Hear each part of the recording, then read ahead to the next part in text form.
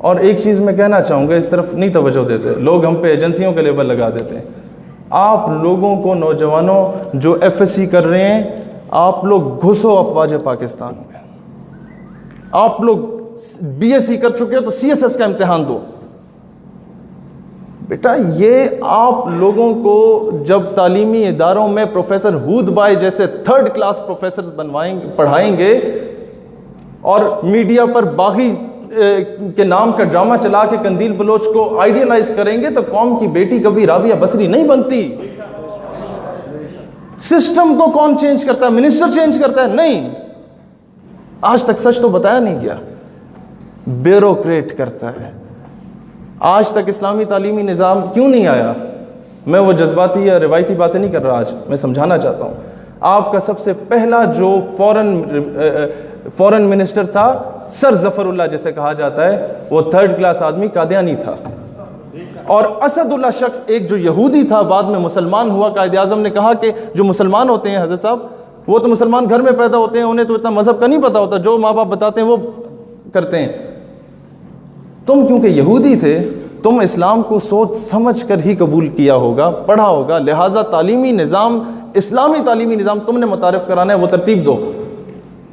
اس نے کہا مجھے 1 سال کا ٹائم دیجیے. اتنے میں قائد اعظم انتقال فرما جاتے ہیں. لیاقت علی خان وزیر اعظم آتا ہے، اور ظفر اللہ کو جب یہ خبر پہنچتی ہے نا کہ بھئی اسد اللہ صاحب تو اسلامی نظام تعلیم متعارف کرانے، ہم تو کافر قرار دے دیے جائیں گے، ہم تو منکر ہیں ختم نبوت کے. آپ کو پتہ ہے ظفر اللہ فوراً اس کی پوسٹنگ کروا دیتا ہے خلیجی ریاستوں میں ایز این ایمبیسڈر.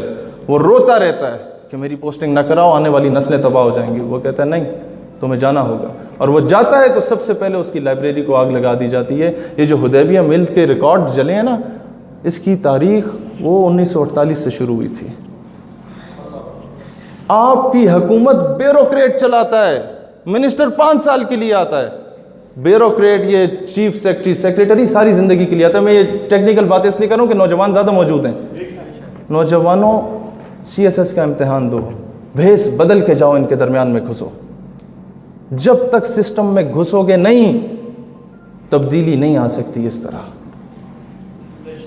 نہیں تو کل کو امریکہ آج تو ہمیں تقسیم کر رہا ہے نا فرقہ واریت یا لسانیت کی بنیاد پہ، آج تو انڈائریکٹلی ہم پہ قبضہ کیا ہوا ہے. اپنے اس نے ٹاؤٹ بٹھائے ہوئے ہیں ہمارے اوپر، اور ہر ادارے میں بٹھائے ہوئے ہیں معذرت کے ساتھ. یہ فرشتے حضرات اگر سن رہے ہیں سنتے رہیں، ہر ادارے میں بٹھائے ہیں. بات یہ ہے دوستان ذی وقار، کل کو امریکہ ڈائریکٹلی آپ پہ آ کے قابض ہو جائے گا. پھر آپ صرف اس قابل رہ جائیں گے کہ گھر کے باہر امریکہ مرد آباد، امریکہ مرد آباد لکھ سکیں گے اور کچھ نہیں کر سکیں گے. لہٰذا آج بچوں کی تربیت کریں اور ان کو افواج میں بھیجیں، پولیس میں بھیجیں، ڈسٹرکٹ مینجمنٹ گروپس میں بھیجیں. کل کو سسٹم تب تبدیل ہوگا. اداروں میں اپنے آپ کو مضبوط کریں. قادیانی آج ہر ادارے میں موجود ہیں. آپ کو بہتر پتا ہے کہ 12 ربیع الاول کے جلوس پہ چکوال میں جب اٹیک کیا گیا، ہمارے مسلمان شہید ہوئے، انہی کے لواحقین کو جیل میں ڈال دیا. پتہ چلا پیچھے 2 قادیانی آفسرز موجود تھے. تو ایسے لوگ، میں جنرل قمر جاوید باجوہ سے بھی یہ مطالبہ کرتا ہوں کہ جناب جو آفیسرز پکڑے ہیں سی آئی اے کو انفارمیشن لیک کرنے والے، ان کو سرعام پھانسی دی جائے تاکہ باقی نشان عبرت حاصل کریں. کوئی ایسی حرکت کرنے کے پیچھے پہلے تائید کرتے ہیں آپ لوگ. تو دوستان ذی وقار، جو سب سے زیادہ مسئلہ بنتا ہے یہ وومنائزنگ، یہ عورت کے پیچھے پڑ جاتے ہیں، یہ شراب کے پیچھے پڑ جاتے ہیں. ہر مقتدر ادارے میں کئی ایسے لوگ موجود ہیں. آج ہمیں ضرورت ہے کہ ہمیں اپنے افواج کا ساتھ دینا ہے، لیکن درمیان میں ہر ادارے میں موجود غداروں کو نکالنا ہے، چاہے وہ حکومت میں ہو، چاہے وہ کوئی منسٹر ہو، چاہے کوئی وزیر ہو، چاہے کوئی مشیر ہو. اور اب یہ میں صرف 1 منٹ چاہوں گا، یہ درس ہمیں کس نے دیا ناموس رسالت کا؟ لوگ آپ سے پوچھتے ہیں نا، او جی مولویوں پیچھے پہ گئے ہو. انہوں نے بولا نہیں جی، ہم یہ درس قائد اعظم نے دیا تھا. غازی علم الدین شہید کا کیس قائد اعظم نے لڑا تھا. ہمیں یہ درس علامہ اقبال نے دیا تھا.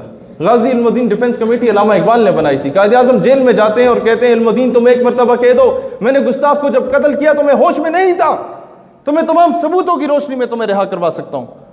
علم الدین تاریخی جواب دیتا ہے، جناب والا زندگی چ پہلا کم کیتا ہے جڑا ہوش چ رہ کے کیتا ہے. پھر اب کمرہ